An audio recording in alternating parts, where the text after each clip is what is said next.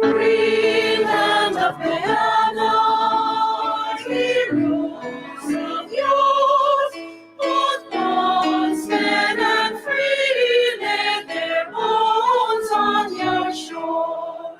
Their swords so they hollow, and from them are we, those sons of one mother, Guyana the free. Great land of Guyana, diverse through our streams, we are born of their sacrifice, heirs of their pains. Their noise is the glory their eyes did not see. One land of 6 people, united and free. Dear land of Guyana, to you will we give our homage, our service, each day that we live. Oh God, you great mother, and make us to be more worthy of heritage, land of the free.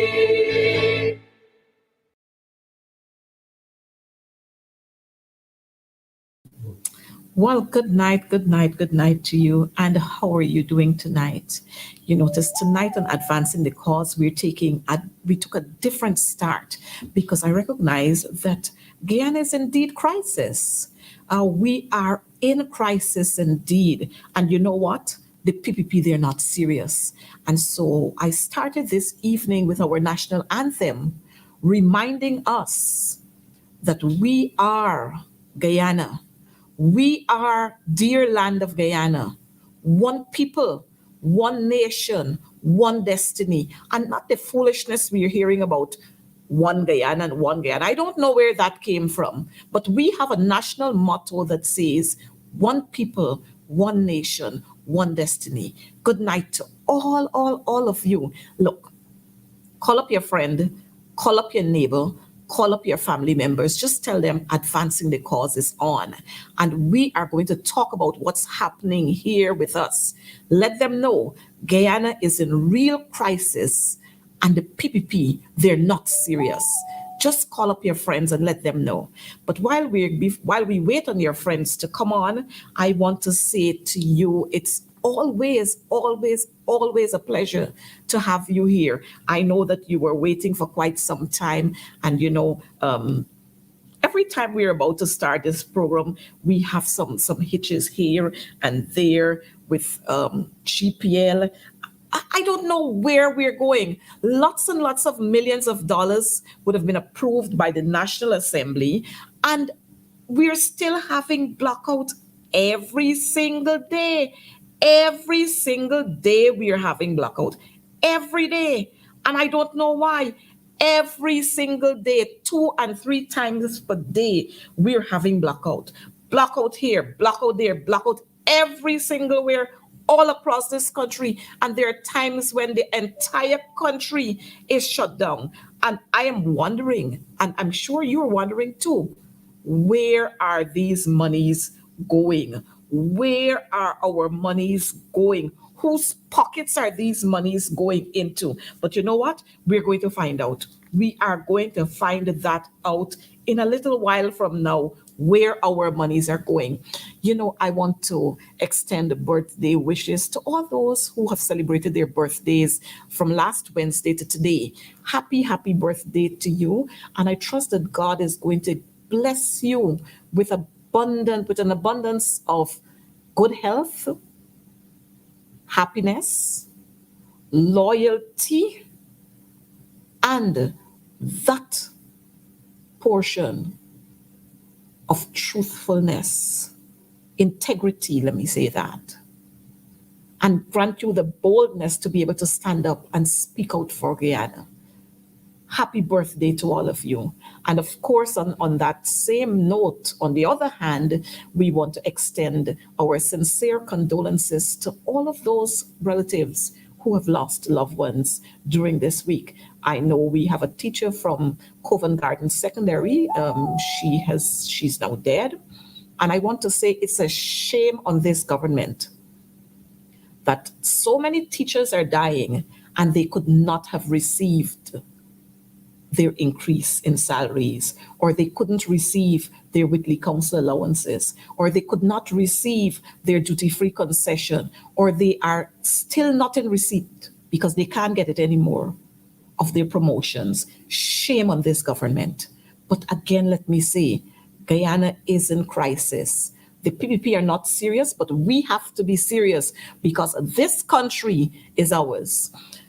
We're not going to go too much into a lot of talking, but I just wanted to share this bit of notice with you, coming from the chief whips. The chief whips have met. They met today, and I know that you can see that they met today, and they have agreed that the National Assembly, there is going to be a special sitting of the National Assembly come Monday. It was touted that that sitting would have been on Friday, but because the sides did not agree on that, and there were lots and lots of information that the government did not want to send over to the opposition, we could not have that sitting on Friday, but we're going to have that sitting come Monday. And that would be a sitting where we are all going to be united because Guyana is ours. And so the chief whips, they've met again, and they have decided that Monday is going to be that extraordinary sitting of the National Assembly. Folks, look, I want you to do this for me. Well, not only for me, but for yourselves. I want you to post on your Facebook pages, on your WhatsApp status, Guyana is ours. The Essequibo belong to us. We are one people, one nation with one destiny. Do that, whether you're going to do it in a voice note, or you're going to do it standing, holding a flag, or whatever way you want to do it. Just post that on your Facebook pages and let the world know that Guyana is ours. Tonight, we are going to be having quite a good discussion because, you know, on this program, we always tell the truth and we have persons who are concerned about what is happening. And so tonight, again, I'm going to be sharing the stage with a young man who's no stranger to these kinds of forums. He's no stranger to advancing the cause. And so, operator, could you bring for us Apostle Nigel E? Good night to you, my dear, and how are you?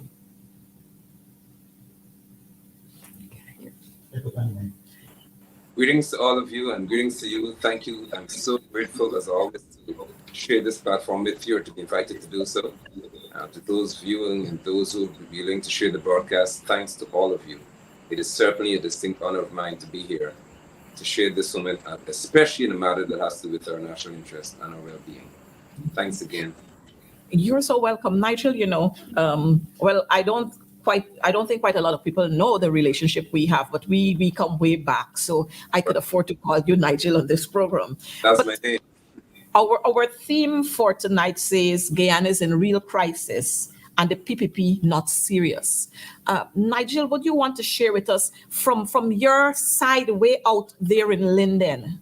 I noticed some strange happenings there. Could you share with us very quickly before we go into the real matter of the crisis, real crisis that we're in? Well, there seems to be, for those who know, I'm in Linden, here in Region 10, and there is a continued, I would say now, effort by the administration. Some would say the government must, for me, include the opposition and all stakeholders, but the administration, the PPP civic, they are seemingly hell-bent on doing whatever they want to do in this region. We have a matter at hand here where, in reference to construction, only today the region chairman shared that they have reduced significantly the size of our roads. Linden was one of the best, or remains one of the best laid out towns in this nation, because it was Burnham's desire to have this town be the city, the capital. That's another story, which is a fact. So what has happened now is they have come into the town, they're repairing roads and so on, and they've reduced the roads. The roads, all they need to just resurface and ensure that the drainage is the walls, the storm retaining walls are restored. They haven't done that. So in some instances, two vehicles cannot pass on the same street, and Edgel has allowed that to be approved, and wherever else it is. We also have a case in which the Mackenzie Sports Club, the mecca of sports for Linden, Region 10, produced so many national and international stars. And what are they doing? They're now dismantling the pavilion that they admitted. They said it belongs to the membership, which would be us. And now they've begun to dismantle the same without even having a meeting to tell the members what it looked like or any such thing. So here in Region 10, we have got a serious crisis. Most importantly, in Linden, we have an issue whereby the new council, in reference to the town council, is still being starved. I, my sister, and viewers do not have my garbage collected. Can you believe that? In 2023, in an all-rich nation, I do not have, and many people in my area do not have their garbage collected by the mayor and town council when we pay our rates and taxes. What's the reason? Because the new minister of regional development and local government is no different from Dharamlal. So we still do not have our funds released to this town so that we can have a simple thing as garbage being collected. The council, headed by Mr. Sharma Solomon, has said they have to make a decision and they'll focus on the center of the town. So what happens to us who live on the outskirts? We have got multiple issues to deal with in our town and in our region. And there seems to be very little being done in reference to interest being shown genuinely. The PPP, the agents were here, Jagdio, Ali, and others were here over the weekend. Unfortunately, I was not in Linden, but they had a ball. And now we're seeing the results of it, where the contracts have been tossed out to friends and cronies. But to what extent?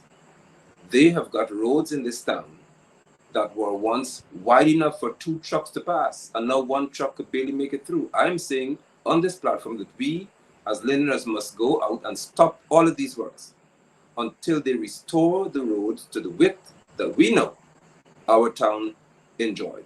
We must not accept anything less than what we know we deserve.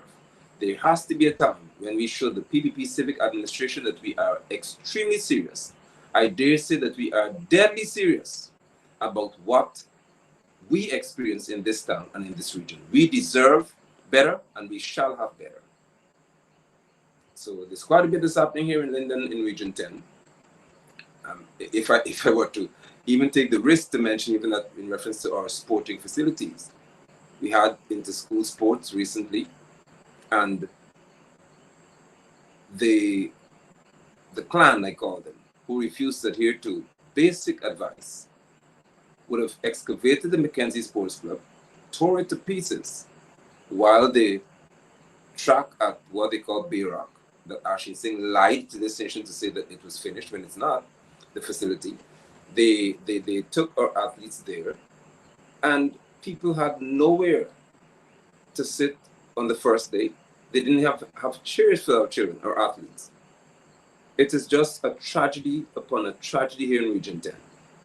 There's so many things that are being done to individuals, to the township at large, to the region at large, and it is necessary for us to rise with voices that are loud and resounding, to say to all who are responsible that we will not accept this in our town, we will not accept this in our region.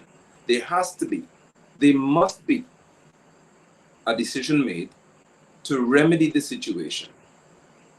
And so I appeal to all Guyanese, all rational Guyanese, to understand that it doesn't make any sense, for example, with the roadworks that have commenced here, for anyone to reduce, the drains are there, all the drains are in place.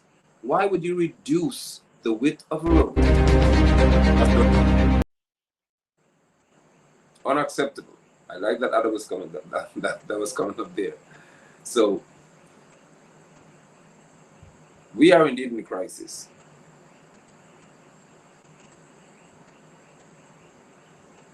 Thanks for that. I noted with a whole lot of pain the dismantling of the Mackenzie Sports Club ground, the pavilion, as a matter of fact. And I'm thinking that must have pained the hearts of many, many, many, many Lindeners, because that pavilion belongs to the people of Linden. And this government, like I said earlier, they're not serious.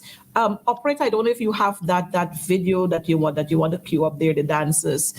If you want, let me show you what is happening. We are in a serious situation here, but this is what the president. They are having fun while our brothers and sisters in Maruma and all those who live on the borderline of Guyana, let them and all over there. They are worried about what is going to happen to them. Look what our leaders are doing. Well, not our leaders. Look what the installees are doing. They are dancing and they're having a good time. You know what? Because they're not serious about this whole situation. And then we're going to comment on that before just now, Nigel. And then we have the other one where Jagdio was speaking at another forum. And this is the man who talks about, he wants Guyana to move and the development and this. But I want to again caption him, the doctor of doom, as was said by one of my former colleagues in Parliament. Yes, Jagdio doesn't care. You could probably, on the maritime area, give Venezuela a channel out to the sea. So you make a slight concession in the maritime area. This same gentleman was prepared to give a corridor to the Atlantic, to Venezuela. A corridor to the Atlantic, let the world know it. We are talking about defending our territorial integrity, and you are talking about giving up some of it to the Venezuelans.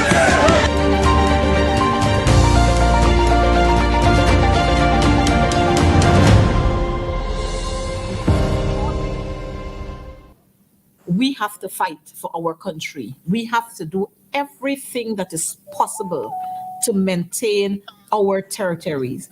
Our territory. Nigel, I'll have your comment on the two videos we showed earlier. Well, the first one with the dancers, the revelers, I must say that I'm not surprised, because the way that Jagdio, I wouldn't even say Irfanali doesn't have authority to do anything to Guyanese. The way that Barrett Jagdio treats Guyanese people has a lot to do with the uncaring nature that he possesses. While this country is being threatened consistently, and we must be very careful to note this, by an extremely powerful nation militarily, these men can afford to, with their colleagues and wives and spouses and whatever else they are, they can afford to do this because they are well aware that they've got the means, first of all, to negotiate our resources away. They have the means of escaping out of the situation if the opportunity presents itself. And they also have got the mentality that says they do not care who dies in the process. That's the kind of people we deal with.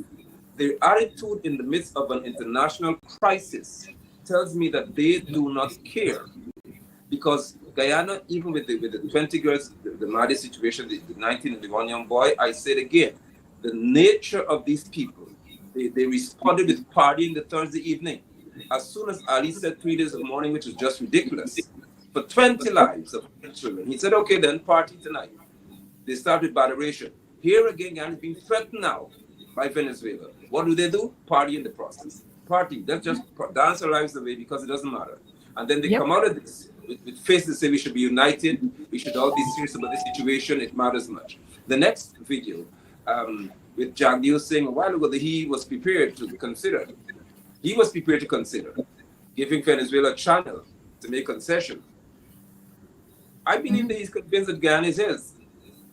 He didn't say that there was a meeting with anyone and there was a decision made and they would move to a referendum, which should be the thing to say, what do we do in reference to this situation? Do we concede a little channel out to Mexico? But no, He just started talking to what could happen. And what was he deciding to do? To give away a channel. I don't care if it's an inch, as Dave Martin said, not a blade of grass. Venezuela does not deserve anything because the decision was already made. Decades, centuries ago, Jaglio is a weakling. He's afraid to stand for anything, and that's why he surrounds himself with criminal people, criminal minds, because he is incapable of standing as a man to defend anything called a national cause. And I was appalled when I came to the knowledge of this, that this man was saying, one who they deemed to be so important to Guyana, that he was willing, you can just concede and give them a channel out to the ocean for what? What channel does Venezuela need? They have so many ways of getting out to the ocean.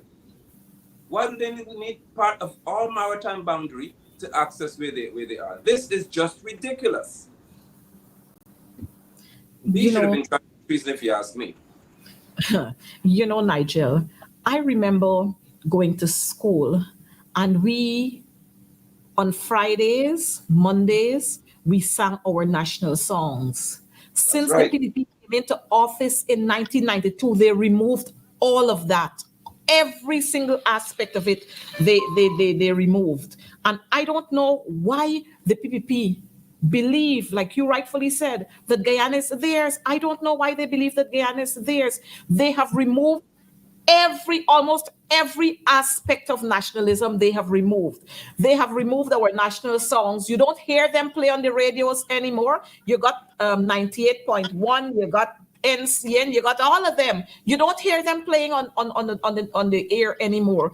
What you hear is the private radio stations. You might hear it on Bobby Vera's radio station 104. You're going to hear the national songs there, but we don't hear them any longer. We don't even have our children. Our children now, they hardly, if you ask them about national songs, play a song, they're lost. They don't know. And so the PPP they're just not any good for Guyana. We look at the Guyana Defense Force, what they've been doing with the Guyana Defense Force. Well, of course, they've dismantled the Guyana National Service, they've dismantled the People's Militia. And now, if by chance something were to happen, we don't have anybody. We don't have anybody to protect us. The police force is already short of servicemen. The Guyana Defense Force is short of servicemen. I don't know if they're going to take some from the fire service and the prisons, but when you take from the prisons, what happens there? Right. And so these people have no vision whatsoever. And again, I want to say to our viewers that the PPP, they're not serious. We've heard the talks about Venezuela, and you noticed every time the PPP, every time they're in office, Venezuela start acting up. Every time they're in office, Venezuela starts acting up. And this should be sending a clear message to us that somewhere along the line, maybe Jaglio promised the people in Venezuela some part of Guyana. Now, we saw this mass invasion of the Venos here. And people have been complaining, citizens have been complaining over and over and over. And you know what this government has been doing? Turning a blind eye to it, because you know what? They wanted the Venezuelans to come here so that they can get them to register and vote for them come next elections. But you know what? When we do foolishness, it backfires on us. If we look at some of the videos at what is happening right now, because the Venezuelans are being taught in school that part of Essequibo belong to them. And so what they're doing now is coming to claim what is rightfully theirs according to them. But we have got to be able to mobilize ourselves, and not to aggravate or agitate them, but we have to be able to mobilize ourselves to look in our communities and to be able to monitor the movements of these people and to monitor what they are doing in our communities. Your take on this one here. This is I think this was Wakenham. Yes. Well, Jaglio said that most of them, or he's made a broad statement, a generalized statement, that those who are arriving here are of Guyanese parentage. Yet again, his behavior is treasonous because he hasn't established any means of determining whether this is so. And being of Guyanese parentage doesn't speak to one's allegiance; it speaks to one's lineage. It doesn't say to whom they pledge allegiance. But I know the deal because as long as they say they have Guyanese parentage, then they have entitlement to an ID card and to a birth certificate. Therefore, they be eligible to vote. What I want, and I was about to say that, if you are of Guyanese parentage, why did I see people jumping out of that bus on Sunday? If Jagdio said that those who are coming here of Guyanese parentage have a right to be here, why jump out of the bus and run away? I have never seen anyone jumping out of any bus when they arrive because somebody came to pick them up since they see my parents are Guyanese. This is obvious and it's evident that those who are jumping out of that window know that they do not belong here. They know it. But he didn't just say that. He also said that they left years ago because of Fox Burnham. Jagdio is playing a dangerous game in this time of crisis.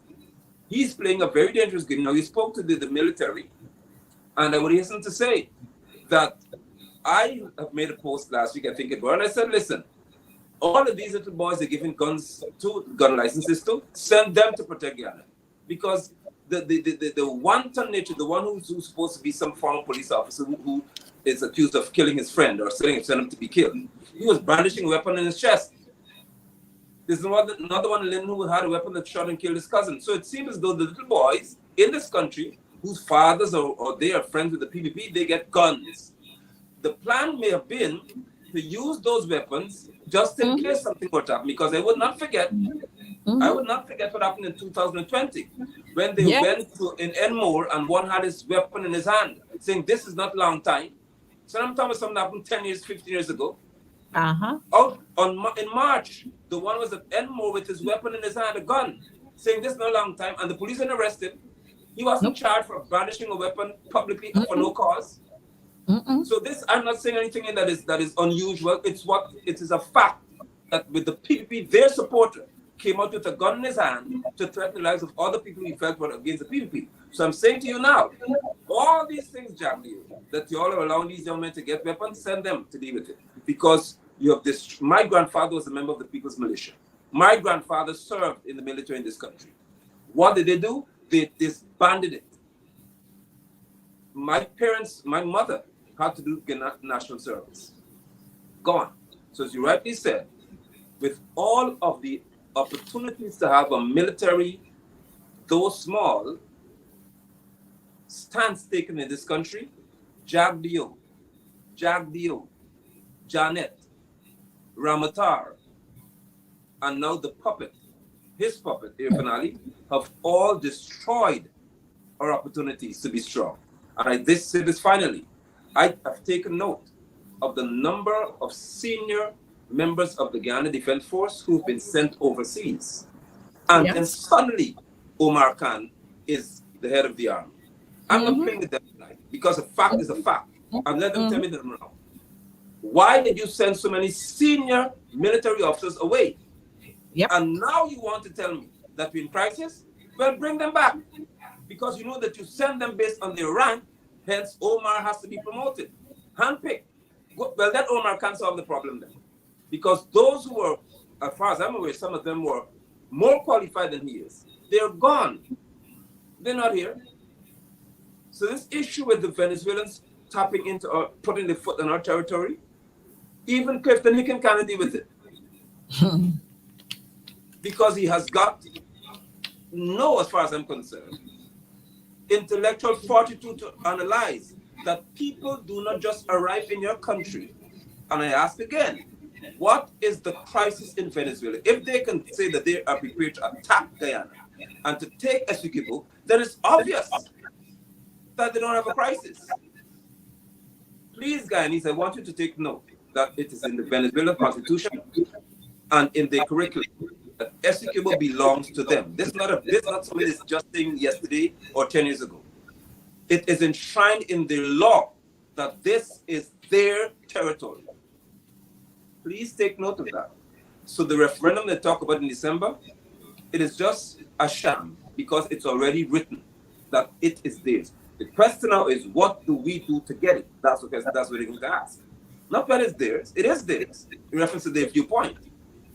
We have to stand, and I would like to say that we have to please stand against those leaders in this country or who call themselves leaders who want to give away our land or allow Venezuela to come here and take whatever they want. You know, Nigel, it's amazing the way the Haitians were treated when they came to this country. Oh, yeah. It's amazing the way they were treated and the kind of treatment that is being meted out to the Venezuelans. And you notice, we're not calling the Venezuelans refugees, we're calling them migrants. Exactly. So if you're a migrant, it means you got a right. You're not. Now, we have been asking repeatedly, because the vice president, he talking a whole lot. Everybody he abusing out at his press conference on Thursdays. But you're not hearing him saying anything about this situation that we're in, this crisis that we're in. Absolutely nothing. And we've been asking the vice president, when you come to your press conference on Thursdays, don't talk about the conference that Rickford Burke had. Don't talk about what Aubrey Norton doing and what happening in the PNC. Tell us how many Venezuelans are here. Exactly. Tell us how many of them are Guyanese who left and they have returned. Tell us how many of them are children of Guyanese parents that have Guyanese parents. Tell us how many of them are married to Guyanese, and tell us how many of them are bona fide Venezuelans. Tell us those numbers and tell us where they are located. But you notice he can't say any of that, and they are refusing to give that kind of information because they know what they want to do. But you notice, like, you know, our folks would continuously say, God don't like ugly. God don't like ugly. But in the midst of all of this ugliness, we are the ones who will suffer. In case Venezuela decide to make a radical move, we are the ones who will suffer. Our Amerindian brothers and sisters who are living on the borderline, they're the ones who will suffer. And I'm hoping that our indigenous brothers and sisters, they are taking note that the PPP don't care about them. They don't care about them. They know them when they want to have their votes. Our Amerindian brothers and sisters, they lost 20 innocent lives. Children, yes. And you know what? They come to masquerade and say, oh, we will stand the expenses of the burial. We will stand the expenses. And then the Attorney General had the audacity to say they didn't have to do that. We took care of all the expenses. We didn't have to do that. Those children were in whose care? Whose care? And if they die in your care because of your negligence, who got to stand the funeral expenses? Now, this is the kind of people that we have to deal with. And again, let me say, I'm hoping that our indigenous brothers and sisters are taking note. I recall just about a week ago, I was listening to an address to the nation by Linden Forbes Sampson Burnham. You know what he said? He said 4 days ago, I think it is, they got information that the Venezuelans are occupying Ankoko. Right. What he did, he sent the senior officers from the Guyana Defense Force and the Guyana Police Force to go there to pick up the intelligence. After that, you know what? He addressed the nation. Look what Irfan Ali is doing, dancing all the time, and he putting on all kind of makeshift suits and all kind of thing, because apparently he wants to look like Fidel Castro now. He wants to be the what you call it, the Mac Fidel Castro. Now he went to Essequibo dressed like this. You know, isn't this a form of provocation to the Venezuelans? Is this man serious about our security? Is he really serious about our national security? Is he really serious about the lives of our brothers and sisters who are on the borderline? Is he really serious about it? No, he's not. And while you're speaking, I don't know if you can see what I have here. The Haitians, look, that's in 2021. Guyana bans Haitian nationals from entry until further notice. I would never forget it. I will never ever forget this, because these people have got the right through CARICOM to be here. Venezuelans have any right. And Jagdio is saying they'll be here because they have Guyanese parentage. And then I saw a video today where one of them is commenting or complimenting Barra Jagdio. Jagdio promised them they'll be all right. Not even Irfan Ali, not Robeson Ben. Jagdio promised the Venezuelans it'll be okay. And this man seems to be in full campaign mode here. So he's telling people that, y'all are free to be here. You rightly said there's certain questions that Irfan Ali, as the head of state, paid to be head of state, should be answering, not Bar Jagdeo. Bar Jagdeo is not the head of this country. I know he is in terms of his behavior, but he's not paid to be president. And Irfan Ali, I would say this because I know many of you are privy to these broadcasts. I would say to you again that you are causing Bar Jagdeo to create for you the worst legacy. I thought Ramatar was bad, but Jagdeo is causing you, remember he was the youngest to ever be president. He's causing you, the second in reference to chronology, to be worse. Jagdeo is destroying everything called a legacy that you could ever have. Mm-hmm. When have you ever seen a country under threat and the vice president is called, and Jagdeo is no vice president for me. He has to have a portfolio. He's the second or third or fourth, whatever it is, or fifth. We have 5 slots, but he's not the first vice president. And there's no office in this country called a vice president. He's a mockery to this nation. Yep. And we have to call it what it is. So we have got a situation on our hand in which Jagdeo is being seen even by the Venezuelans as the key man, as the go-to man. He's the one who could promise us security, not Robeson Bear, not Irfan Ali, not Clifton Hicken. They're going past everybody else. And they're praising one man. Is saying Jagdeo told us he'll be all right. To what end? That's what you have to ask ourselves. And important in the list that you've mentioned of things that you should speak to is what is the military background of these people. In today's society, the US told us that if you want to have a visa, they'll search your social media profile. Why can't we? They could track you. They could track mine. They monitor us on every show. They monitor us now at Eve Leary. Why are they going to use the same technology to monitor these Venezuelans who are coming here? To say, what was your military training? Were you a police officer? Were you in the military? What is your background? Further, are you in MS-13? This bloodthirsty gang? Are you a member of the Sindicato? What are you? They're major drug lords and dealers in Venezuela, who we know, at least I'm aware, others are aware, they want to put their foot here because it's easy picking for them. We have got a serious crisis on our hand, and I would dare say that the PBB administration is incapable of dealing with it because they are unwilling to deal with it in the manner that it should. As long as they want to use these people for electoral gain, they're going to sell or position as Guyanese. There are a number of them who head to the Grove area in the East Bank. So Jagdeo could pretend that you don't know. You and I know that there are a number of them who live by the sideline in Grove and in Region 3. They're occupying what we call the reserve. Mocha Arcadia people the house was bulldozed, kicked off for what's rightfully theirs.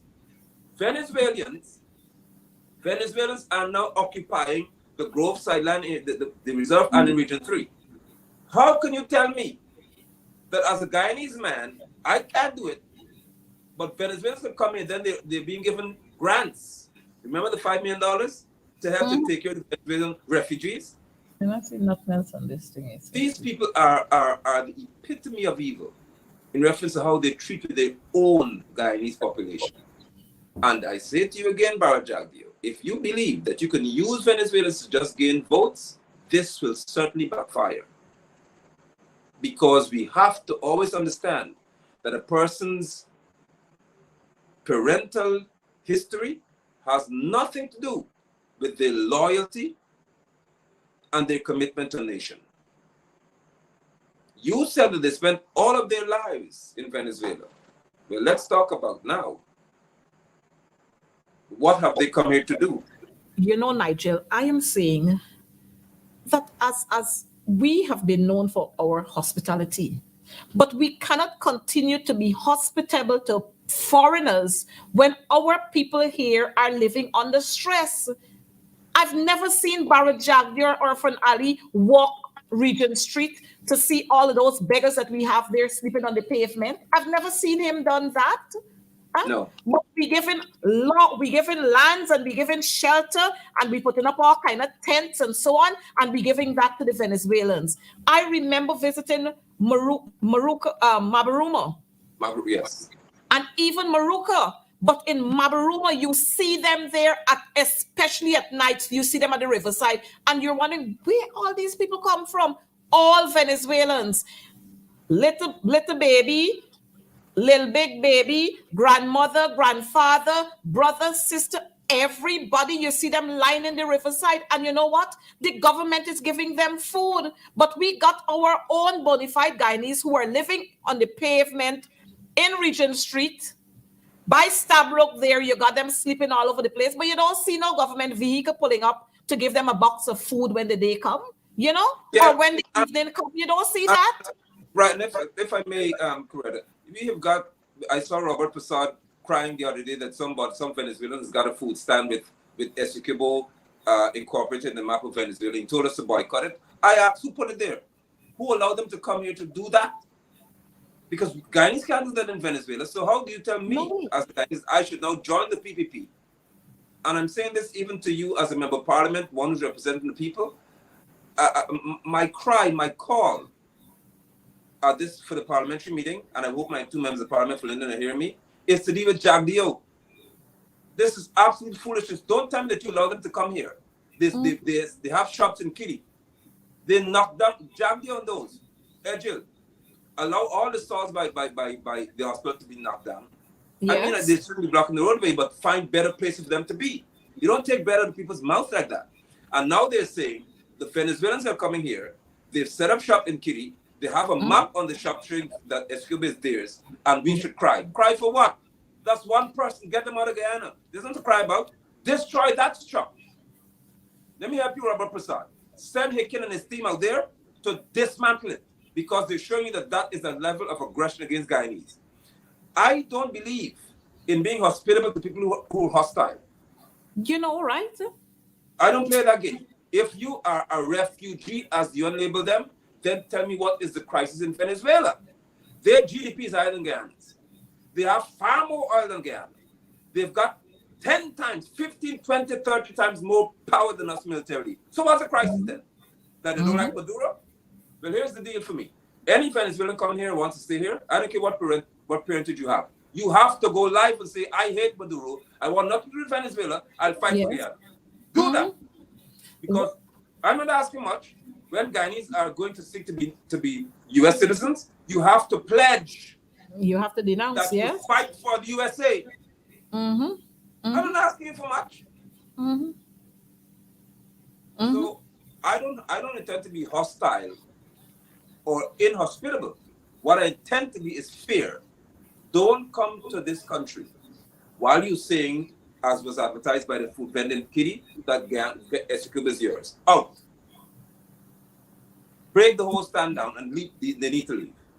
You know, Nigel, I'm going to play for you 2 videos just now. I'm going to play that for our viewers. But you know what?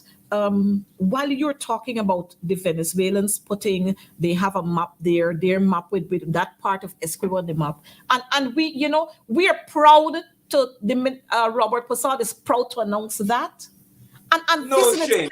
is telling you that these people have no shame. No shame whatsoever. That from the time you would have noticed that, you were supposed to pick up your phone and call the commander or call the commissioner and get them to send their ranks there, because you're seeing right there and then that these people are not loyal to whoever offering them help. They're not loyal to us. And you know what the PPP, what the PPP is failing to understand, that if that referendum comes off on December 3rd, that all the Venezuelans who we got here, whether they're born or Guyanese parentage, or even some of the Guyanese, they will vote for it. And we don't seem to understand that. You know, I remember being a little girl and I'm hearing this story about Barbados when they started to treat Guyanese badly. You know what Linden Sampson Burnham did? He sent the troops out there to rally all of them, pick them up from wherever they were, and he sent them back to their homeland. Exactly. Why are we still tolerating the kind of foolishness here? Is it because we want the votes? Is it because we don't care about our Guyanese people? What is it? The PPP must tell us that. You know, I can help them. We can help them They will correct tell because us that. the truth Where- is, Madam Member of Parliament. Sorry, but this I'm boiling with this right here inside of me tonight, Yep. and they have to blame me for inviting me in the program. Listen, the truth is, when I observe the ethnicity of these people, Mhm. and the complexion of their skin, Yep. it tells me everything of the PPP Civic. Because what is the chance that only the Indo-looking Venezuelans and the what they call the fair-skinned Venezuelans want to come together in greater numbers? What happened? You don't have black people in Venezuela? So the black ones have a problem then. So the one who spoke for Jagdeo yesterday is a hardcore Indian-looking person. So that is the fact. The PPP knows, in their mind, they think that based on people's complexion and their hair texture, you'll vote for us.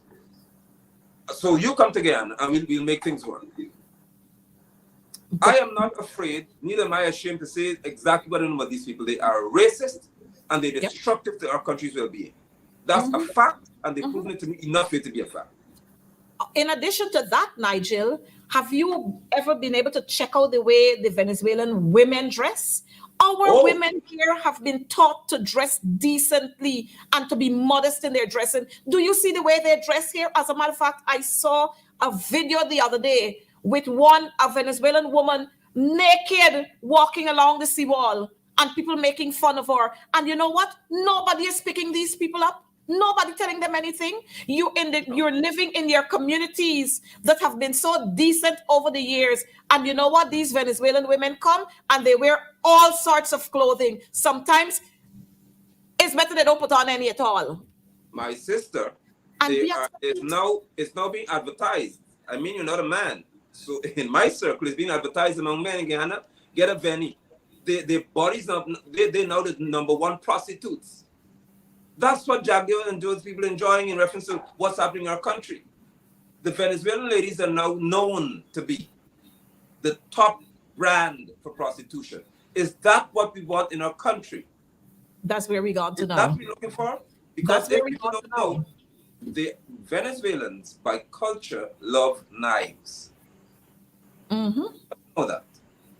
It's normal for them to have a knife in their waist, go in the mining area, you know what I'm talking about. It's normal for them to have knives in their waist because they love to cut and to stab. And the whoredom is taking a foot of our country. But I must say to you, Madam Member of Parliament, correct and listen to me.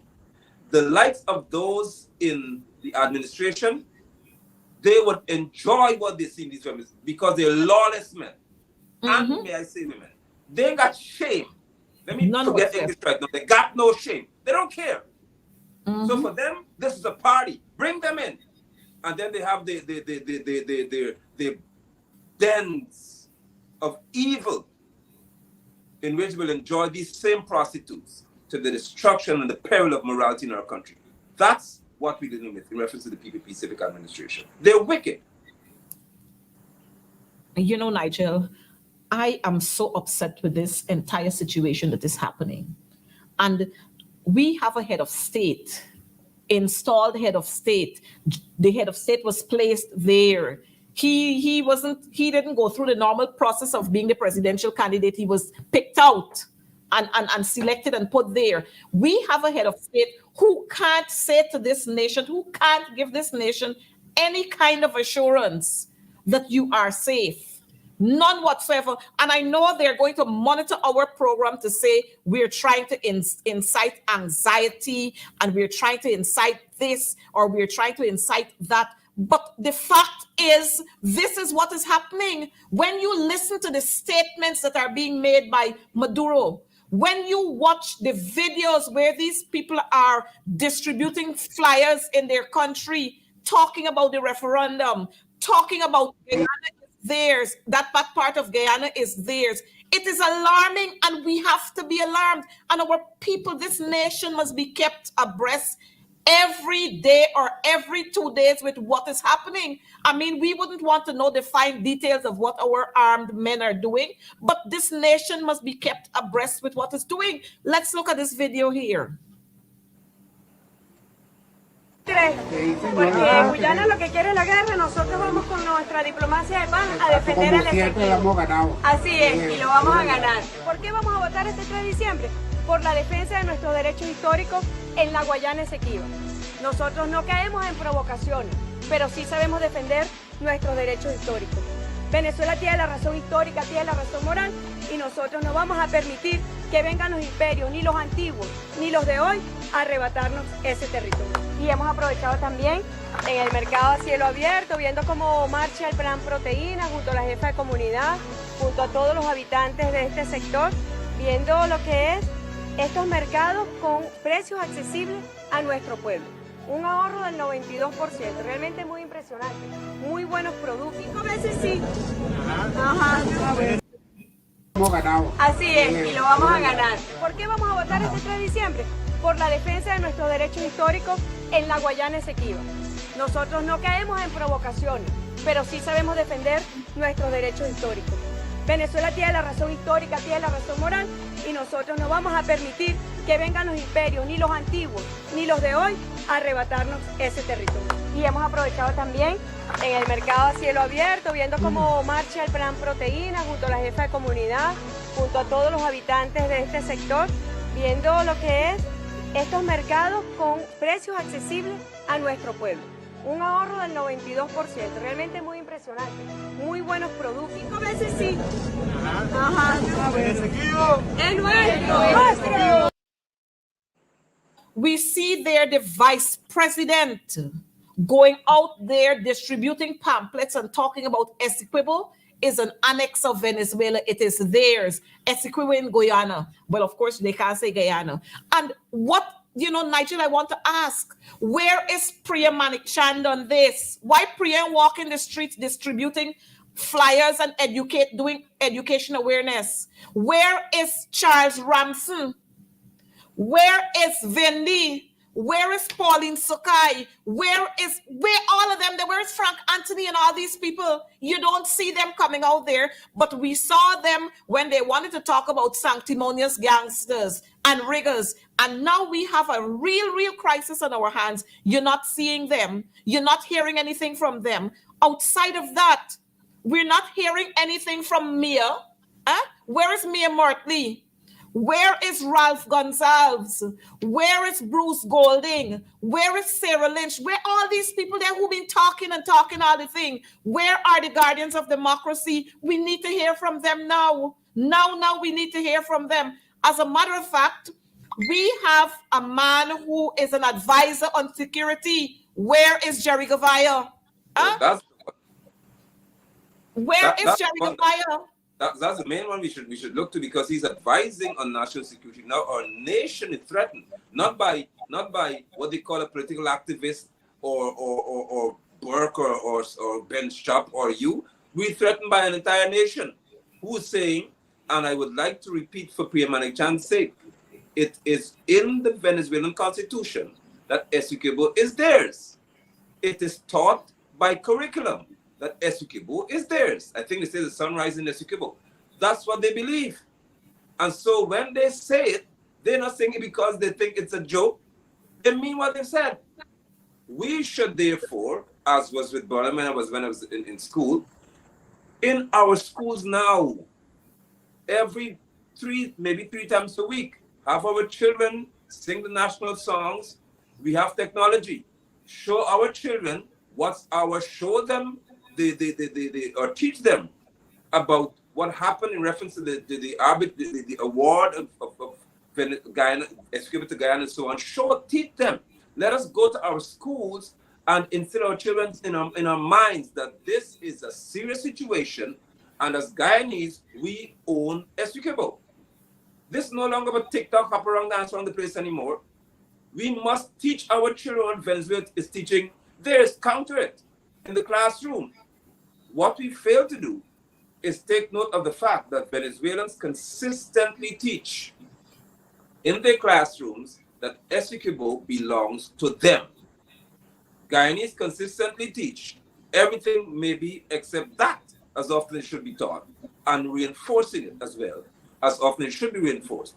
So we are calling, or I would like to say on Monday, whenever they meet, for cabinet, or for, in parliament, there should be a resounding call and cry, I say again, for there to be an intensification, well, I should say now, an awakening of patriotism in this country, and let Irfan Ali do what he is paid to do.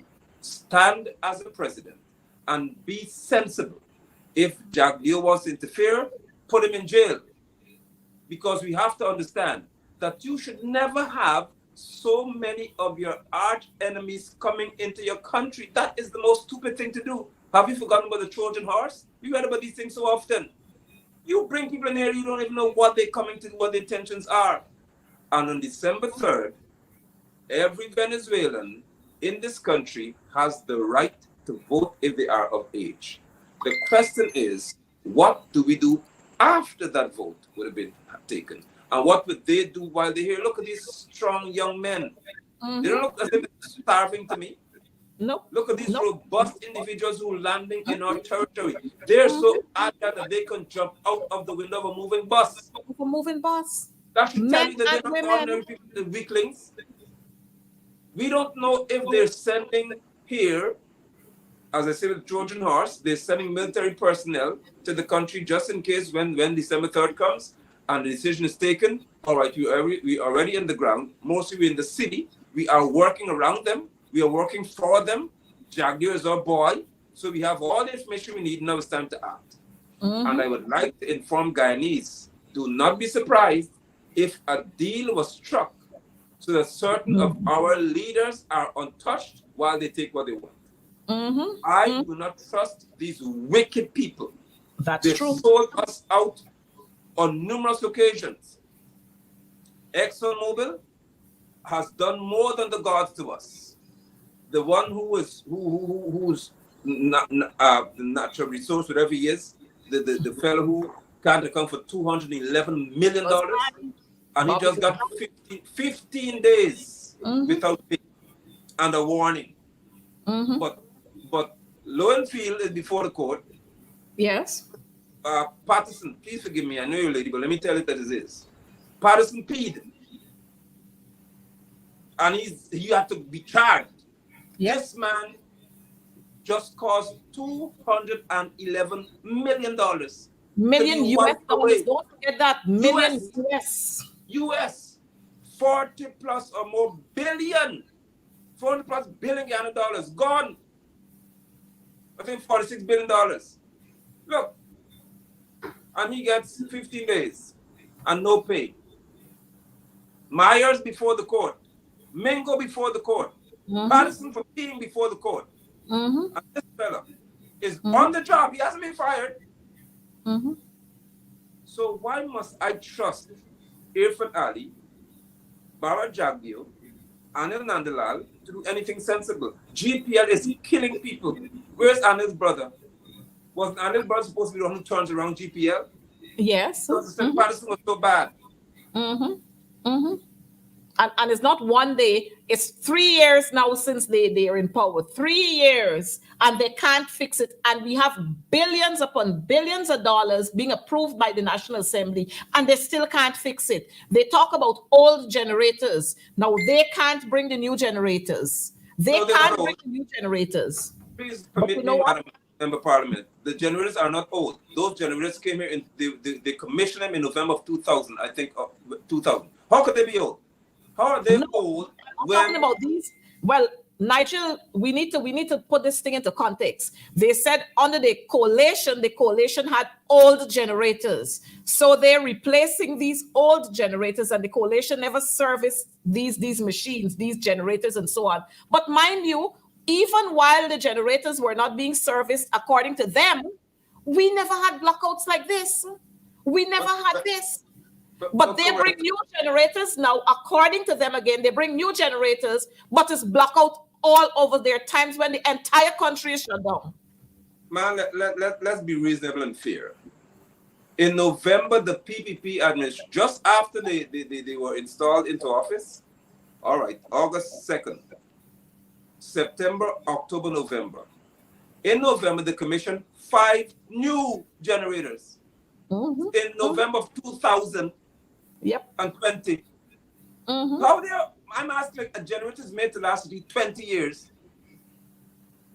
How are you telling me that when Patterson left, they were old, but in November you commissioned 5 new ones. November of 2020. 3 years later, less than 3 years later, the generators are all failing. They said that Anil's brother is going to solve this problem. What was the problem he had? No, it's known. And I'm saying this platform for a reason. It's known that I don't support any political party. I support what is true and factual. The fact is that Patterson's watch, I don't know when we didn't have this situation. The thousands of miles of cables that were replaced, the upgrades to certain stations. This country didn't have this problem. Anil's brother, I call his name all the time. Anil's brother was brought here to fix the problem. Now we have got disaster because they cannot tell me. I will not even repeat the asinine, stupid, nonsensical garbage. Don't tell me that a 3-year-old generator is old. Tell me where the money went that should have been used to service those equipment. Tell me how we have in Essequibo, for example, a PPP crony's son who doesn't know anything about electricity production. He's running the company. Let them tell me that. How you got this boy sent to Essequibo, getting all kinds of money and privileges, driving like some king, while the generators are failing because they don't know how to maintain them. And even if they do, they can't. Tell us in Linden, for example, why our water is brown like the river. Because they refuse to invest money in GWI, even in Linden. These people are ridiculous. And you have Nigel, you have this clown who always like to monkey himself around to talk about he knows the Queen's English the best, so he could talk about this and talk about that, but he must tell us how just after he became a minister he could put up a big mansion. He must tell us that where he got those monies from. And last week I remarked, I said there was another PPP minister, as a matter of fact, who said when she was questioned, she said, well, her relatives used to send monies in barrel. Maybe his family used to send monies in barrel for him too.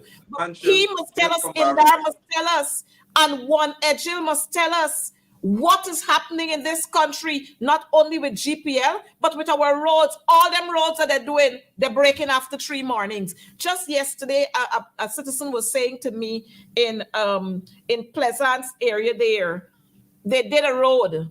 And when she came out to question the contractor about the road, Sparrandam, somewhere there, they're doing this road. And when she started to question the contractor on the way that she noticed they're doing the road, the man cussed the woman out.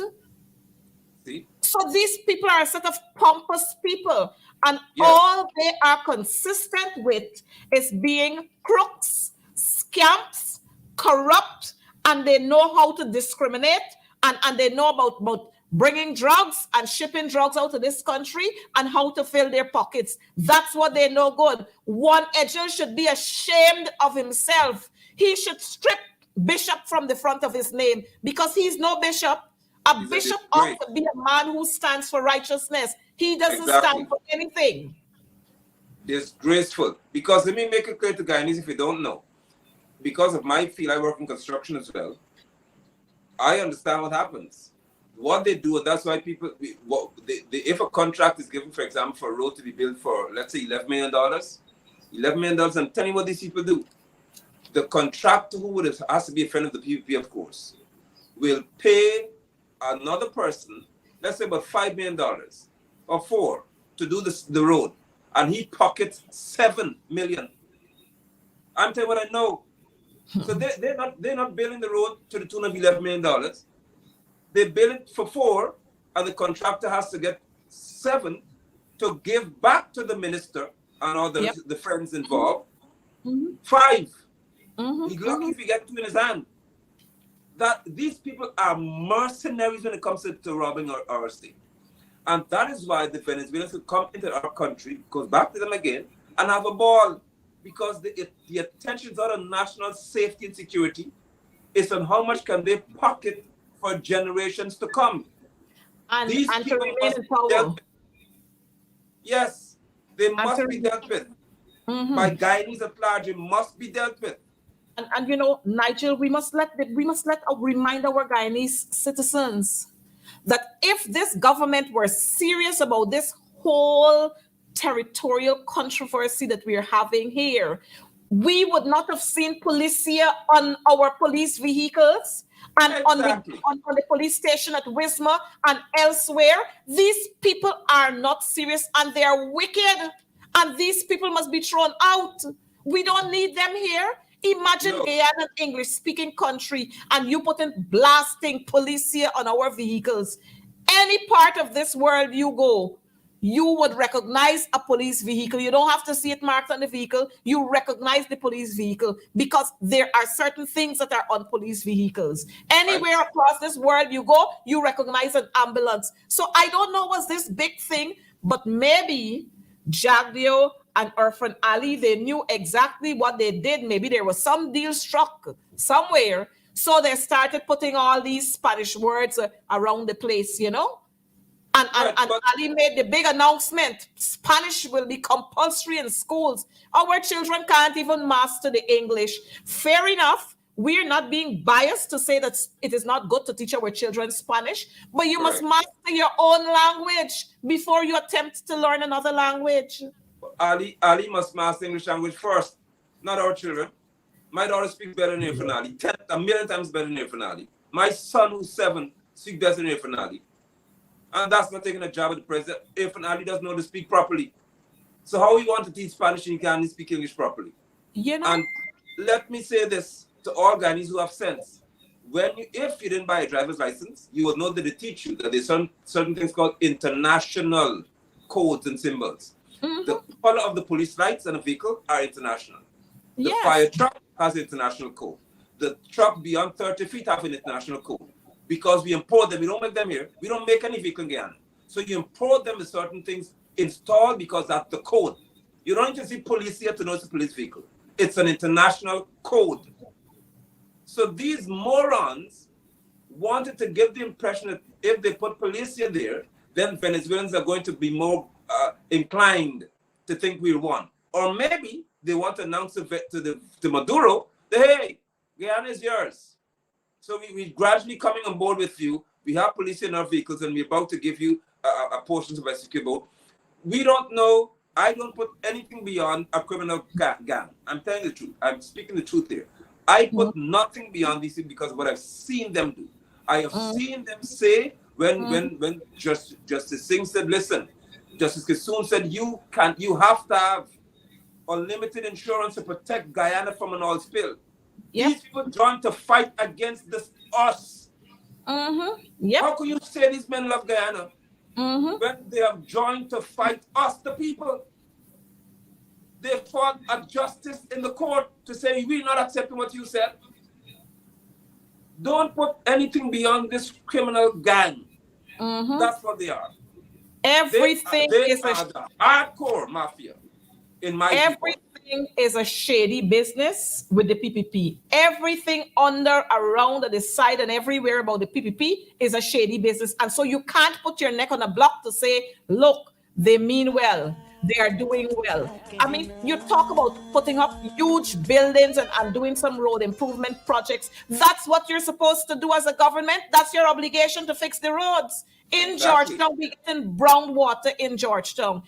I was talking to some staff from GWI and they're complaining bitterly. They're being forced to work on weekends. And if they don't turn up, they're getting letters. Their salaries are deducted. They're getting warning letters.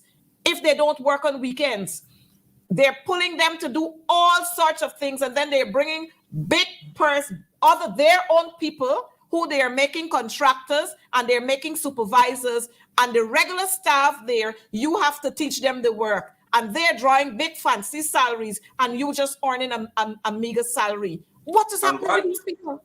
While you're there, you know the quality of water in Georgetown, certain parts of Georgetown. Know the quality of water. Linden has brown water. When you are in Babis, the water is crystal clear in certain communities. I tell you what I know. And The I believe it. taste is you could drink it from the pipe. Not in Linden. Because it seems in certain communities, you are not allowed to do the right thing. And in some cases, those who are heading the institutions are afraid to do the right thing and to stand up for their people. And it's just unfortunate. Just unfortunate. And I've been hearing that they intended to, or they intend to at some point, try to get light and so on to the Venezuelan communities, back them again, because they don't want them to live in squalor. They have to try to upgrade them so they could not be in shanty towns. Really? But our people could live in all kinds of conditions. Oh, come on. Our people could live under all kinds of conditions, but you're bringing the Venezuelans here and you're giving them all kinds of privileges. But the Haitians, you dump them in the lockups, pass them through court, put them on big fancy bail, and then you deported them. And you're talking about CARICOM. And then you want to talk about one Guyana for who? Not the people in Guyana. For some people, not the people. I am from the quarantine. I've been traveling the quarantine every now and then. And you know what? I go into Bloomfield where Mustafa lives. And every street in Bloomfield is done. And when you go to Manchester, and Liverpool, and Lancaster, and Ulverston, and Alness, and those villages, if you see the dams that those people got to walk in. If you see the dams that those people got to walk in, you go down to the back of Firish and you see what is happening there. But you pass other places in Albion and so on, and you see what is happening there with the roads. You see what's happening there with their water situation, with their trenches and their drains. You go into Sophia, the water is stagnant till it stinks. You know? And then I saw Barrett Jagdio over the weekend. He was in Dazzle housing scheme, and this man ain't got no shame. This man threw Clifton Hickens, Robeson Ben, and all of them he threw under the bus. You know what he said? It was misguided. It was wrong from the inception for them to put police on the police vehicles. Exactly. And what did you do about it since you knew that it was wrong? Why didn't you ask them to pull it off? But you know what I tell people around you. It's not, it's misguided. The police should have never put police here there. What? They should have, it's misguided. They should have never. It's not the emblem. Take it out. You see the man there? Now this man always appears as if he is the savior. He always creating mischief and then coming to behave as if he's the savior. Why did you allow it from the first time you heard the outcry? Why didn't you ask Higgins to get them in, pull in all those vehicles and get it off? But you know what? I tell citizens across this country, when those vehicles stop you and it got police here on it, marked on it, you just behave as if you don't know English. English? No English. You don't know English. You don't understand what they're saying. Because since they got police on the vehicle, it means that they must talk Spanish. You speak in Spanish. So let them speak Spanish to you. I mean, it is disgusting and distasteful. It is, and that's my plan. It remains my plan. As long as I see police in a vehicle, they stop me, I say, buenos dias, senor. They say anything to me, no hablo English. And they have to speak to me in Spanish. Yeah. Because they look for it. I intend to do it with all my heart. And mean what I'm saying to you. If they say anything to me, no comprende English, and they have to speak to me in Spanish because I intend to do this nonsense, and they cannot demand that I speak English either. It is just foolish, to say the least. Stupid. And Robeson Ben said that it was because of the influx of Venezuelans. That's what he said. That they've chosen to do this because of the number of Venezuelans coming to Guyana. So what happened to the Chinese? What happened to Portuguese? What happened to the Haitians? They are not allowed. Look at Robeson Ben, an African man by descendant, by ancestry. He cannot even speak to defend his own African in terms of Haitian. But he said, they put it there because of the influx of Venezuelans. Now, come on, this is an international code. But I must say something here in reference to my thought process. I saw Van West Charles. I know I'm willing to you have to say this, but Van West is ambassador to Venezuela. I haven't heard from him I haven't seen Van West say, well, listen, this aggression is not right, and he's calling Irfan to fix it. Me, I need to know what this ambassador is being paid to do, because there's now hostility in reference to the referendum, in reference to the new call or the research call. There's now Venezuela, the sunrise in Essequibo. What is Van Westphal doing in reference to the situation in Irfan Ali? Because you gave him credential to be ambassador. Where is he though? Is he here or is he in Venezuela? Heaven knows where he is. And what I find to be frightening is that this is the person who said he wanted to hit the PNC. Yes. No, I don't know what you have to talk about this, but I say it anyhow, because I don't know what owe any of them anything. This person who said he wants to be the head of the opposition group is now representing Guyana at this time, and I don't see a statement from this ambassador. I don't know what he's going to negotiate. As you said, Jerry Gavaya, maybe flying in sheriff helicopter, because I don't see Jerry anywhere. With all these Venezuelans hopping here, and Jerry's paid handsomely. I would like to advise Guyanese with sense, for us to organize a protest for Irfan to answer regarding Venezuela. Maybe on December 3rd. On the 3rd of December, we should go out and tell Irfan, come and join us outside now, to march to the Venezuelan embassy to show them to be in solidarity. We ain't playing games here. You have a long time. On the 3rd of December, all Guyanese, let's show how united we are, must take to the streets to march against this referendum in Venezuela, including Barajaglio, Irfan Ali, Norton, everybody. We getting together now. We won. One people, one nation, one destiny. Let's see how many of them will come and do that. We walk all the way to the U.S. Embassy, because nobody break up anything. We're walking together now. Yep. We walk to the U.S. Embassy and say, you all need to deal with this. Venezuelan embassy, you all need to deal with this. But you know what is alarming, Nigel, is the fact that our Guyana Defense Force ranks, nobody seems to know where they are and how these people bypassing all of them. Where are they? Is it that they were told to stand down? Is that what they were told, to stand down and allow the Venezuelans to come in here? Because we're seeing the Venezuelans coming all over. They touch down at Tushen, they touching down in Wakenham, they touching down at Anna Regina, they're coming through this port, they're coming through that port. Where are our army ranks? Where are they? Please note how strategic it is. You said something so very powerful, Madam Member Parliament. They're coming at different locations. This is a military tactic. They're not landing in one place. Anybody in the army knows what I'm talking about. They're not focusing their attention on one spot.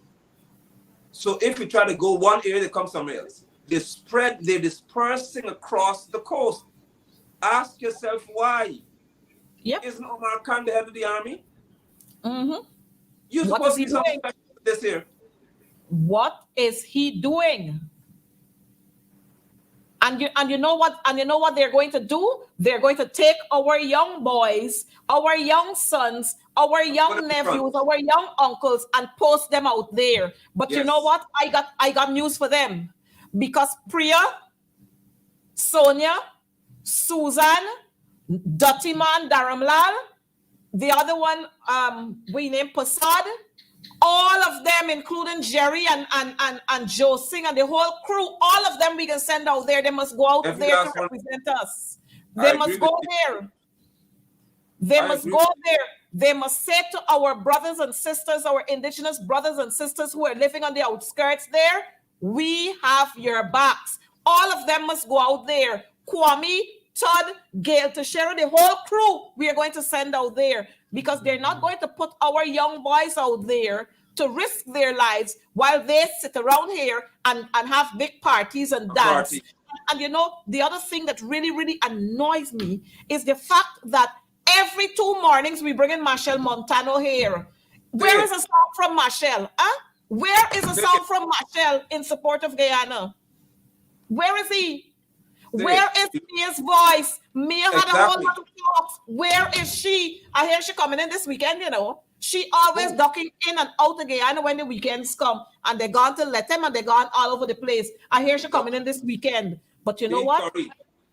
We are a group of people who always sit down and we relax and we take everything. We should go and block the airport and let me know that you're not welcome here. Since you can't speak for us, you're not welcome here. Bruce Gordon should never step foot back in this country. Ralph Gonzalez should never be allowed to come back to this country because they don't care about us. They come here and get big concessions, and we live in here all the days of our lives, and we can't even get a piece of land. And big concessions they get in. And you know what they throw back to us? Black belly sheep, a couple black belly sheep. When it's not black belly sheep, it's couple foul cock they throw and give us. That's what is worth all our concession, our lands, and so on. Could you imagine that? 50,000 acres. The Indian got, I think, 126,000 acres of land. We have to understand what's happening to us as a people, as Guyanese in general, not by ethnicity alone. So we have to as a people, we have to understand that it's not only the Venezuelans we're in crisis with, we're in crisis with the Bajans and those from St. Vincent and the Grenadines and those from all over the place. We in shambles with all of them, and we must say to them, Guyana is ours, and we're not prepared to give it up for anybody. Whether you're part of CARICOM or not, we're not prepared to give our lands up to you, because when we go to your territory, we have to toe the line. And if by chance we happen to misbehave, they're posting us back to where we belong. So it's time for us not to take nonsense and to go by every word of this song from Dave Martin and the trade winds. Not a blade of grass, we ain't giving up. Not a blue saki, not a one, nothing. We ain't giving it up. And those who live in big here on our sweat and the sweat of our foreparents, they should be made to pay every cent. And they should be made to pay just the same way we are paying. I mean, Guyanese living here like paupers. And we got people coming in this country and living like big boys and big girls. Could you imagine that? We have to fight. They got hotels here that we can't, restaurants here that a regular Guyanese can't go to. You know, again, let me say this. I visited Sheriff Hospital the other day because I have some things coming out on my face, and it started since 2020 with the mask that we used to have to wear. And you know what? $70,000 I had to spend one day. You tell me which public servant could afford that? Wow. You tell me, why can't we have these kinds of services at the Georgetown Hospital or at New Amsterdam Hospital or at Anna Regina or in Linden? Why can't we have it or in Bartica? Why do we have to always venture to the private sector when we want better service? Why? And while you're on that, I know of people who work in vessels and so on out at sea. The Exxon said, and every guy needs to hear this, that our butchery and so on, they're not up to the ISO standard, which is national standard, so we cannot sell the meat to them. I saw that 1 pound of meat, a special cut, that we are paying for Guyanese, by the way, 1 pound, was sold, the worker showed me, for $135 US. That's what Exxon buys it for, from somebody in Georgetown who's supplying them. The person's importing the meat and they're sending it to Exxon. I'm telling you, the PPP is out to rape us through Exxon. Yep. Mm-hmm. $135 US for one special cut. Imagine paying $26,000 or $27,000 for 1 pound of beef for ExxonMobil people on the board, because they can't eat ordinary meat. It came from Iowa. Yep. We have to pay for that. We have got a crisis on our hand, and the word has to be repeated to Guyanese. All of us, we don't have an ethnic crisis here alone. We have a crisis of great proportions that are spilled into the PPP thinking that they are so much above the average Guyanese that we have to bow the big boys. And they would rape our nation of its resources. They will sell it out to people. And as you said, look at what's happening in reference to a private hospital. how many middle-class Guyanese workers in the public service can afford to go to pay $70, $80, $90, $100, $200,000 hospital bills? What is happening to us as a people? How many teachers can afford to do that? Well, you want them starve? You want them starve for the rest of the month? Huh? A public servant I saw just the other day was complaining that her salary is $82,000 and they deducted some monies from her. And when she questioned it, she was given a letter and a letter that said she was insubordinate because she questioned deductions coming from her monies. And she's a single parent. I have another video there to show with a young lady who was complaining bitterly. She's selling ice cream on the seawall. And she was told that she's got to remove from there. You must remove. Who owns the seawalls? The first lady. So it seems. The first lady owns the seawall. So she got to move, the woman got to remove from there. What you want her to do? You want her to become a prostitute? You want her to go and rob people on the road? What you want her to do? She's trying to earn an honest living. What you want her to do? Huh? So these people ain't serious about Guyanese people. They don't love Guyanese people. They love your votes when it's time for elections. Huh? And you notice how they're busy all over the place? All over the place, they're busy because they realize that countdown time is coming. So they're busy. Let me inform you, Madam Member of Parliament. I could tell you why they don't want people to see walls, because I was there racing this weekend. And I went to buy 1 can of soda, we call sweet drink, a can, metal can. In the stores, it's sold for $140 maximum. I had to pay $600 for it in one of those shops. $600 for 140. So that's why they don't want to sell ice cream there. Well, you because know, the friends have to have those booths and those shops occupied. Well, Nigel, you know, when I go in out there, I walk in with my own thing in the trunk of my car in a cooler. Because I ain't paying $600. Sorry. For 1 can of soda. No, $600 will give me 2 bottles. What you call 2 1-liter bottles? The 1 liter or 2 liter bottles. $600 will give me 2 of that. Yes.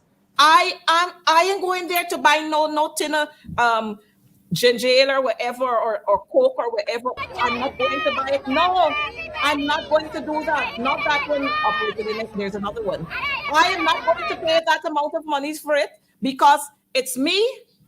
Well, I ain't gonna drink this sweet drink. I can drink a shandy or something, and I might have to pay $600 for that too.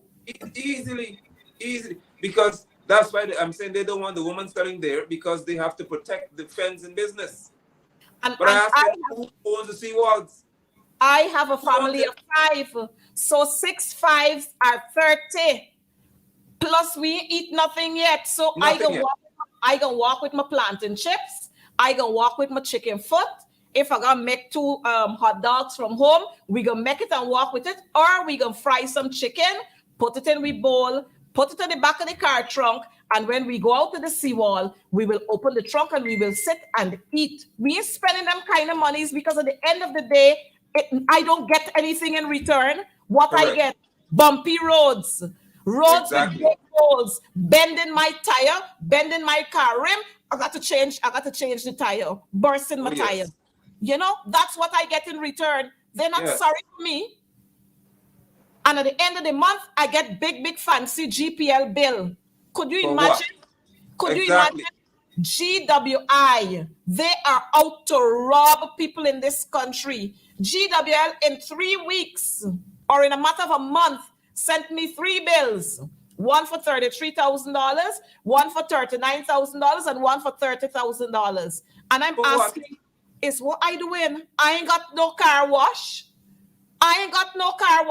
What doing one time at weekends? I wash my clothing. What is sending me all this? During the day, nobody is at home. So you're telling me in the mornings and in the evenings, we using all that water? When I went to carry those bills, you know what? We paid the $33,000 first because, well, of course, you know, we didn't want the water to cut off, but Disconnection, right. we weren't going to pay it. But you know how you men behave sometimes. Paid because I didn't want here the MP water to get cut off. The 33,000 was paid. You know that was paid in February of this year. You know GWI still got monies for me because I behaved crazy when I went there. Asked them, "What are you sending all these bills to me for? What do I have?" And you know what they tell me? That is what the meter is registering. That is what is registered in the meter. So I had to tell them, come find the meter for me and show me what it's reading. Come That's good. You know, they couldn't find it. So they have, up to now, they have credit for me. Because I tell them, find it and show me. And if you can't find it and show me, then you owe me $33,000. You can find the monies back and give me. They still got credit for me right now. Now, you know what? Some ordinary citizens would have been, as a matter of fact, they came to disconnect my water. And I had to tell them, you disconnect my water. And in a minute, I will bring, before you even drive off, I will get people to come and reconnect it. So you disconnect it. Right. You disconnect my water. And Thank you for standing so strong. The same GPL did the same thing to me a couple of years ago, sent me a bill for $89,000 for 1 month. Oh my goodness. And I ain't got no big fancy nothing in my house. Huh? I got the regular things in my house. $89,000. When I question that, they tell me that is what the meter is showing. I said, well, take the meter off. Take it off and take off your wire. You take it off. I don't want it anymore. I'm not paying that. You know, when I went there with them foot to foot to foot. You know what it boiled down to? $22,000. Oh my goodness. You know, and so because they have to pay the big boys. That is what they're doing to poor people in this country. That's what they're doing to poor people in this country. Everywhere you go, they're robbing you. And that's why they could live fancy and dance fancy and eat fancy, because the interest of the people of this country is not within their hearts. They don't care. I see Irfan Ali walking all over the place that he tasting cook up and he tasting cook up. Foolishness. When we got serious issues, you monkey yourself around this place. I get very upset. We have to, you should be upset, and every Guyanese who is rational should be upset at what's happening in our country, because we are losing footing in reference to our future and our posterity. There is too much at stake. We are the richest country in the world per capita. We're small in population with excessive wealth. Look at the nonsense in reference to, look, bienvenido. These people are crazy.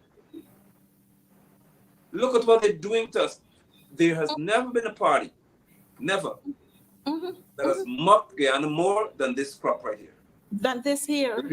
This people right here, they have made a mockery of us as a nation.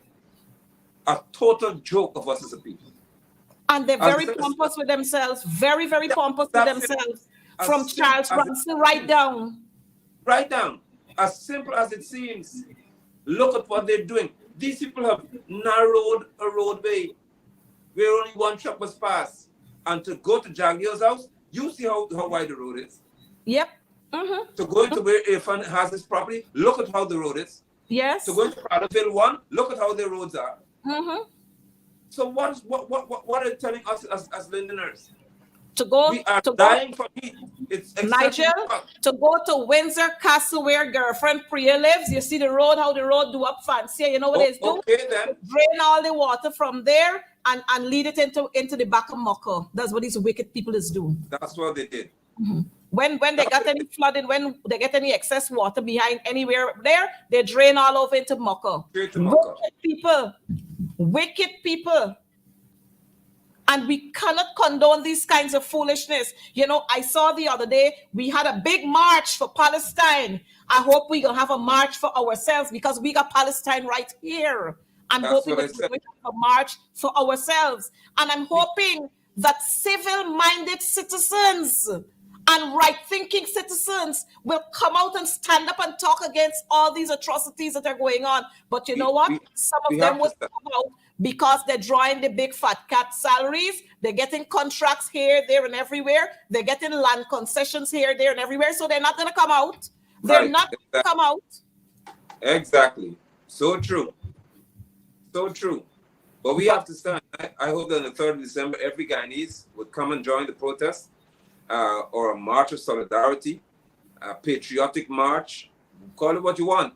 We should all, if you mean business, and I hope in Parliament it is raised, that on the same day they want to go voting is the same day we must be on the street, protesting or standing as a people, united. And I'm hoping, Nigel, that the Ministry of Education, Ministry of Youth, Sports and Culture, Yes. Ministry of Home Affairs, Ministry of Foreign Affairs, all the Yes. ministries, that they are going to take some of the monies that they have there, print T-shirts that read, Yes.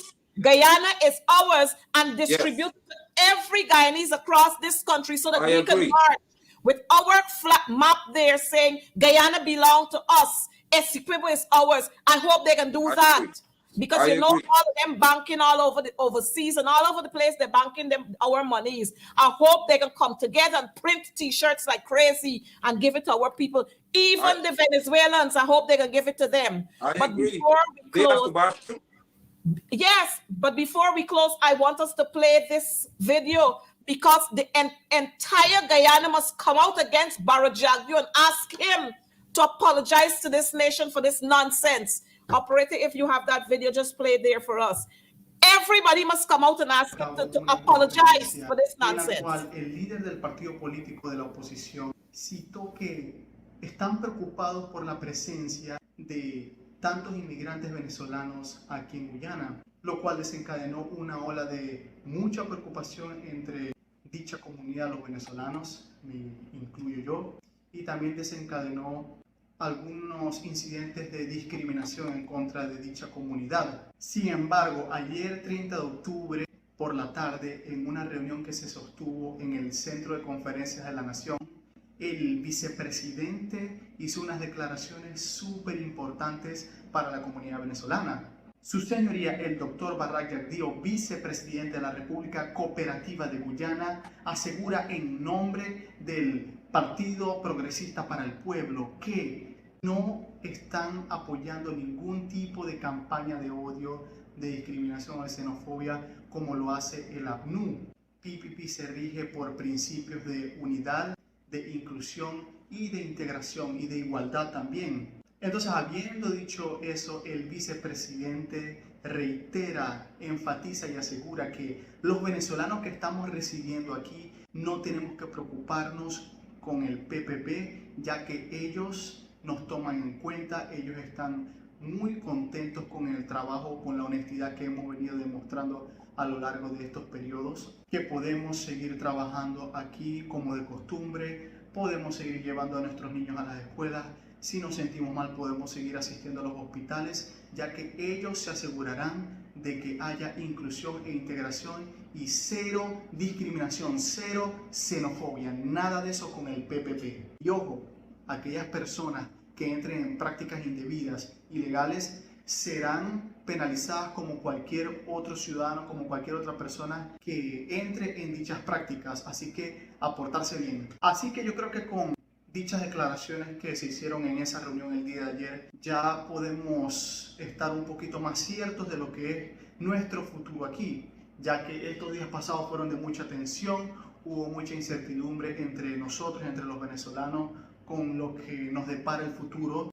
Y bueno, gracias a Dios el vicepresidente se ha pronunciado junto al gobierno, junto a todo el partido político del PPP, demostrando una vez más su compromiso con todas las personas que residen aquí en Guyana, incluyendo esta comunidad venezolana, una minoría vulnerable de inmigrantes. Muchas gracias PPP, muchas gracias a todos los miembros del PPP, del gobierno actual de Guyana. Los queremos mucho y estamos dispuestos a contribuir. Una vez más, muchísimas gracias en nombre de la comunidad venezolana al gobierno de Guyana, al PPP. Estamos agradecidos de por vida por permitirnos estar aquí y estamos dispuestos a seguir contribuyendo.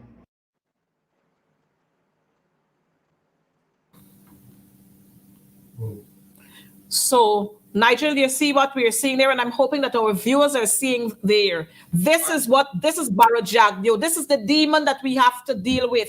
And this is what he's setting up the Venezuelans to do, to behave as if there are certain people in this country who like them and others who don't like them. And if we don't like them, we have a right not to like them because they can't come here and get first preference. They can't be first-class citizens in our country.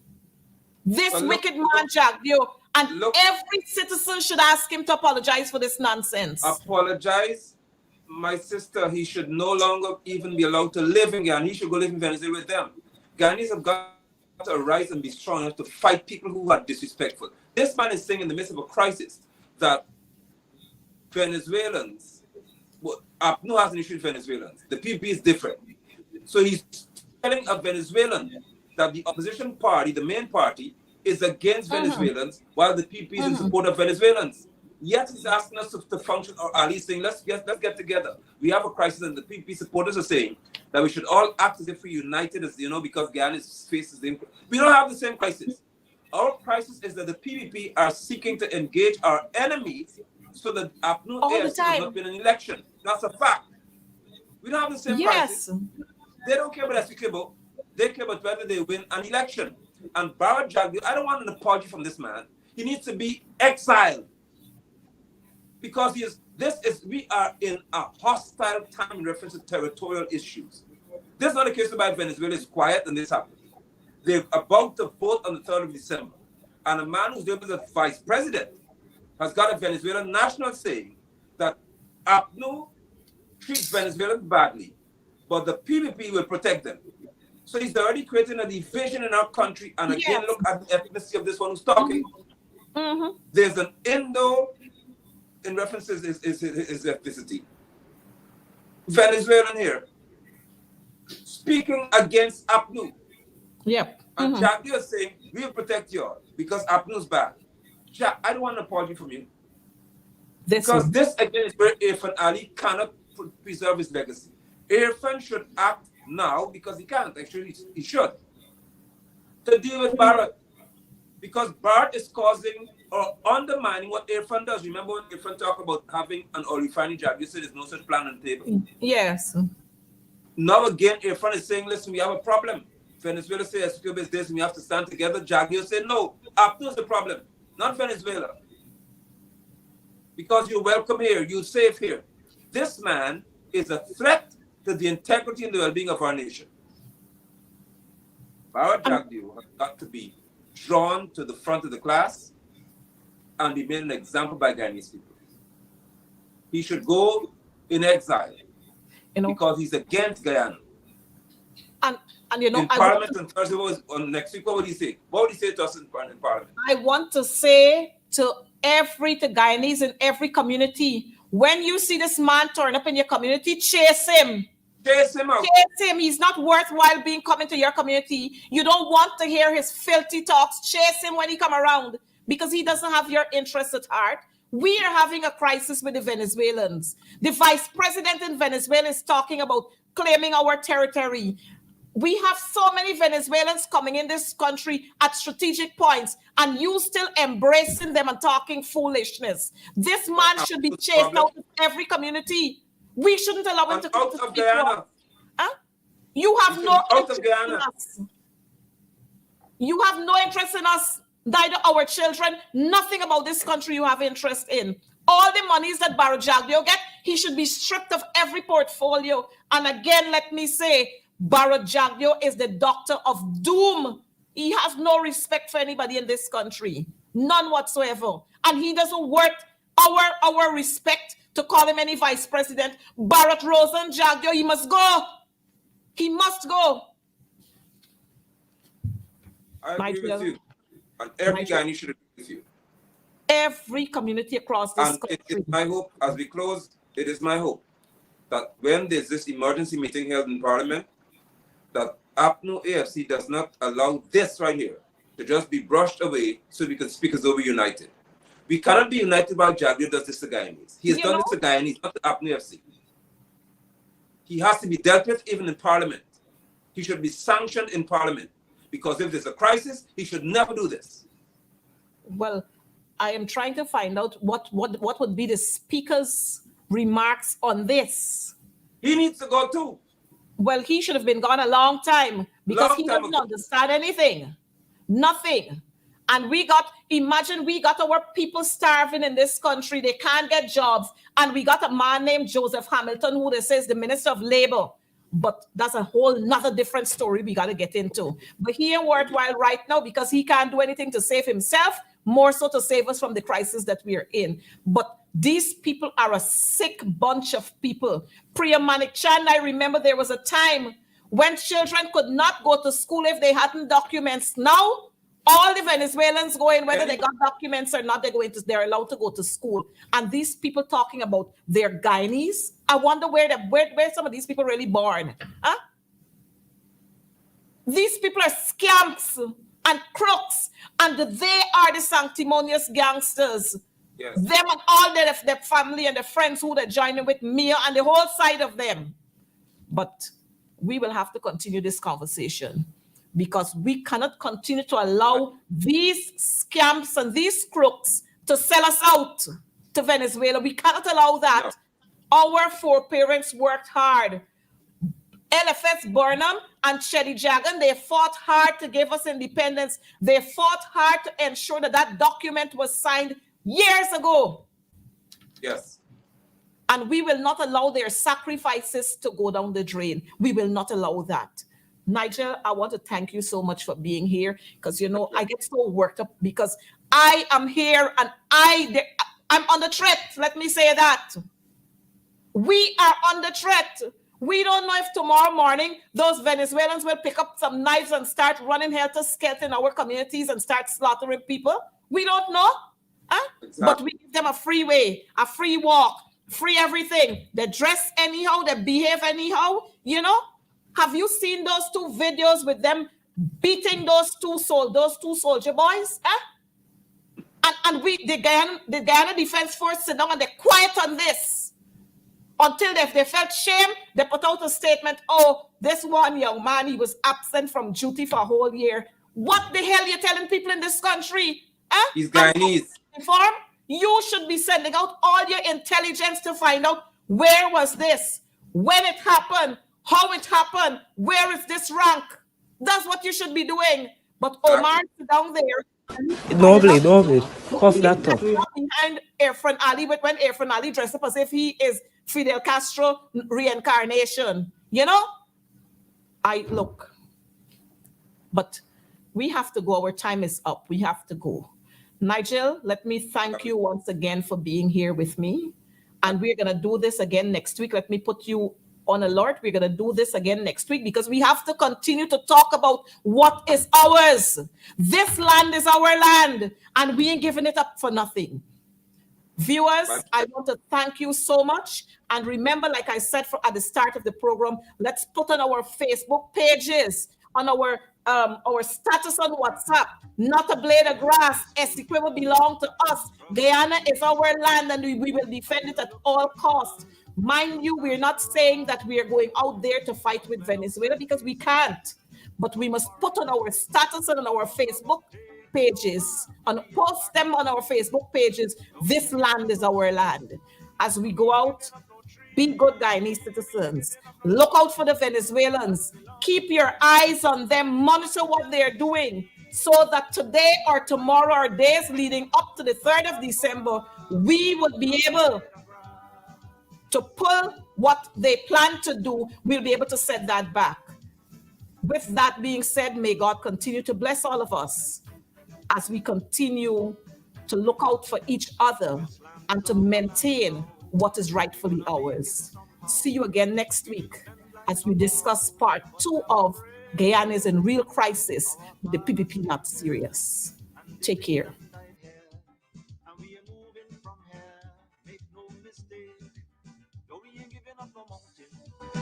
We ain't giving up no tree, we ain't giving up no river that belong to we. Not one blue sake, not one rice grain, not one for us, not a blade of grass.